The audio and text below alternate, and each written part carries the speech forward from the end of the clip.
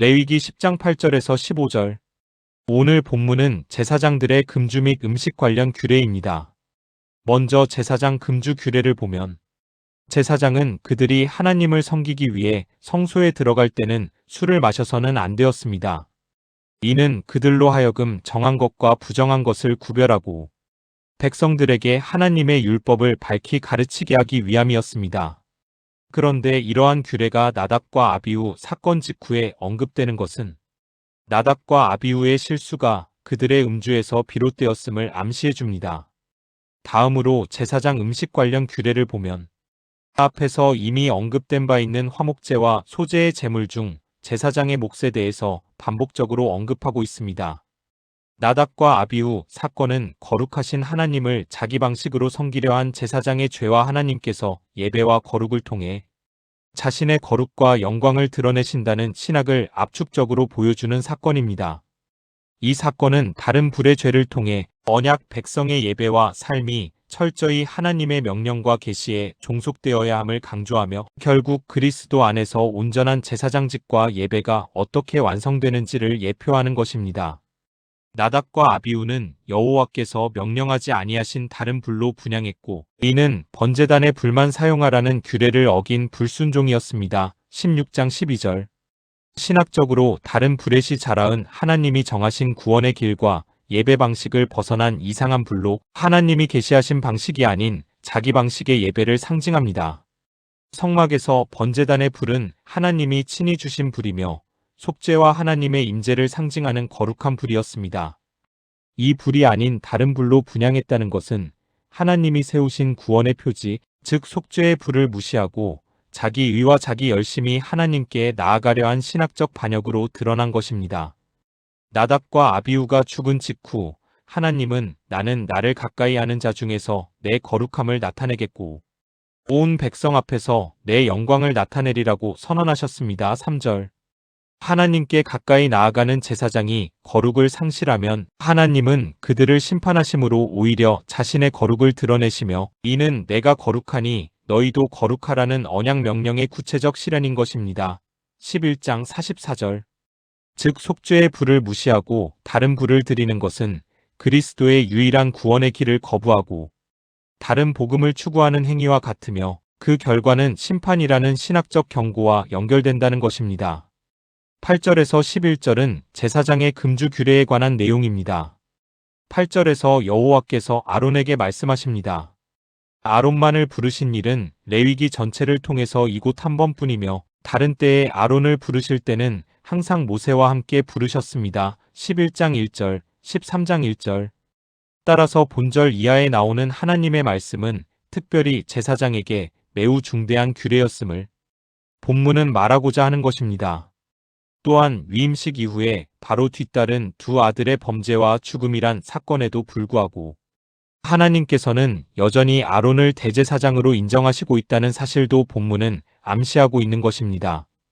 10장 9절에서 10절. 너와 내 자손들이 회막에 들어갈 때는 포도주나 독주를 마시지 말라. 그리하여 너희 죽음을 면하라. 이는 너희 대대로 지킬 영원한 규례라. 그리하여야 너희가 거룩하고 속된 것을 분별하며 부정하고 정한 것을 분별하고 본문에서 말하는 독주로 번역된 쇠카르는 포도주보다 독한 술을 의미합니다. 하지만 이 쇠카르가 오늘날의 독한 증류술을 가리키는 것은 아닐 것입니다. 왜냐하면 고대에는 증류하여 만든 독주가 있었다는 증거가 없기 때문입니다. 하지만 이 쇠카르는 원래 취하다, 취하게 마시다란 뜻을 지닌 동사 쇠카르에서 유래된 명사임을 고려할 때 포도주보다 훨씬 취기를 느끼게 하는 알코올 성분이 많이 포함된 술이었음은 분명합니다. 한편 술 마시는 문제를 특별히 다루는 것은 제사장 임무의 핵심이 거룩한 것과 속된 것을 분별하며 또한 부정한 것과 정한 것을 구별하는 것이기 때문이라고 본문은 말하고 있습니다. 바울 또한 에베소서 5장 18절에서 술 취하지 말라고 말한 것을 볼 때 성도의 삶이 술과 매우 실제적인 연관성을 가지고 있음을 강조하고 있는 것을 알 수 있습니다. 그러나 본문의 문맥으로 볼 때 술을 마시는 일이 제사장에게 절대적으로 금지된 것은 아닌 것 같습니다. 단지 그들이 직무를 행하기 위해 회막에 들어갈 때만 술이 금지된 것입니다. 왜냐하면 마시다 란 뜻을 지닌 테쉐트 앞에 절대적이고 계속적인 금지를 나타내는 부정어 로가 아니라 일시적인 금지를 나타내는 부정어 알이 쓰인 것을 보면 알 수 있습니다. 즉 이 부정어는 제사장이 음주를 금하되 회막에 들어갈 때만 그리할 것을 알려주는 말입니다. 하지만 성경의 전체적인 교훈으로 볼 때 어떤 상황에서도 술은 여전히 경계해야 할 문제인 것은 너무나 분명합니다. 잠언 23장 29절에서 30절, 이사야 5장 11절에서 12. 특별히 하나님을 섬기는 위치에 있는 자에게는 더욱 그러할 것입니다. 디모데전서 3장 3절에서 8절, 기도서 2장 2절에서 3절.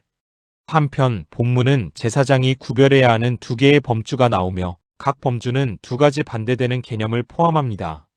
첫 번째 범주에 나오는 거룩하고 로 번역된 하코데시는 그 거룩함이란 뜻으로 거룩한 용도를 위해서 구별된 모든 것을 가리킵니다. 즉 거룩하신 하나님을 위해 구별된 것으로 여기서는 직접적으로 성소와 관련된 모든 것을 말합니다. 또한 거룩하다는 개념은 온전하다라는 의미를 가집니다. 이것은 개인이나 각 개인의 하는 일에 적용되는 개념입니다. 예를 들어서 제사장의 경우 육신의 흠을 가지고 있는 자는 제사장의 특권은 누릴 수 있지만 21장 22절 거룩한 성소의 일은 하지 못합니다. 21장 23절. 왜냐하면 거룩에는 온전하다는 개념이 들어있으므로 온전치 못한 육체를 가진 자는 거룩하지 못한 것으로 여겨졌기 때문입니다. 반면 속된 것을 번역된 하울은 평범한 것, 이란 뜻으로서 일상적인 생활에서 보통의 용도로 사용되는 것을 말합니다.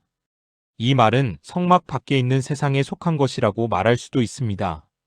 즉 성막 안에 거룩한 것이 아닌 것은 속된 것의 범주에 속한다는 것입니다. 두 번째 범주에 나오는 부정하다로 번역된 핫함에는 그 부정한 것이란 뜻입니다. 그리고 이와는 반대되는 개념을 지닌 핫타오르는 그 정한 것이란 뜻이다. 그런데 중요한 것은 이 단어들이 갖는 정한 것과 부정한 것의 개념은 전적으로 종교적이고 의식적인 것이라는 사실입니다. 즉 평범한 것 중에는 정한 것과 부정한 것이 함께 있으며 이 중에서 종교의식적으로 깨끗해지면 정한 것이 되는 것이고 더럽혀지면 부정한 것이 되는 것입니다. 이와 같은 거룩한 것과 속된 것, 부정한 것과 정한 것에 대한 구체적인 예가 11장에서 15장의 일반 정결 규례로 소개되어 나옵니다. 10장에서 나온 나답과 아비후의 죽음과 16장에서 다시 아론에게 성소로 들어올 수 있는 길을 열어주시는 것 사이에 이러한 정결의 규정을 매우 길고 구체적으로 세워주신 것은 제사장의 임무에 있어서 정한 것과 부정한 것을 분별하는 일이 얼마나 중요한 일이었는지를 보여주기 위함입니다. 12절에서 15절은 제사장의 음식 관련 규례에 관한 내용입니다. 본문은 소제와 화목제 가운데 제사장의 몫을 규정하며 곡식 제물에 남은 것과 흔든 가슴 들어 올린 뒷다리가 제사장과 그의 아들들의 영원한 소득이라고 말합니다. 이는 단지 생활비가 아니라 하나님께서 친히 제사장을 먹이시고 그들이 제사에서 섬기는 사역에 참여하게 하시는 상징적 행위인 것입니다.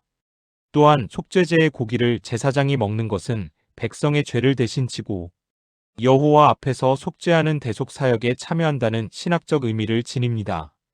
따라서 제사장이 제물을 먹는 행위는 하나님과 백성 사이에 서 있는 중보자의 자리, 곧 장차 오실 대제사장 예수 그리스도의 사역을 미리 예표하는 것으로 볼 수 있습니다. 그러므로 신약에서 그리스도께서 자신의 몸과 피를 내어주심으로 온전한 속죄 제물이 되시고 성도는 성찬을 통해 그리스도의 살과 피를 기념하며 참여하는 것입니다.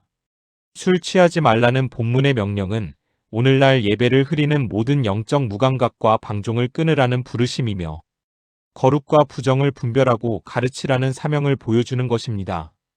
또한 제사장의 목 규정은 그리스도 안에서 모든 성도가 왕 같은 제사장으로 부름을 받아 그분의 희생을 기억하고 그 은혜를 먹고 마시며 세상 가운데 거룩하게 살아가야 함을 보여주고 있는 것입니다.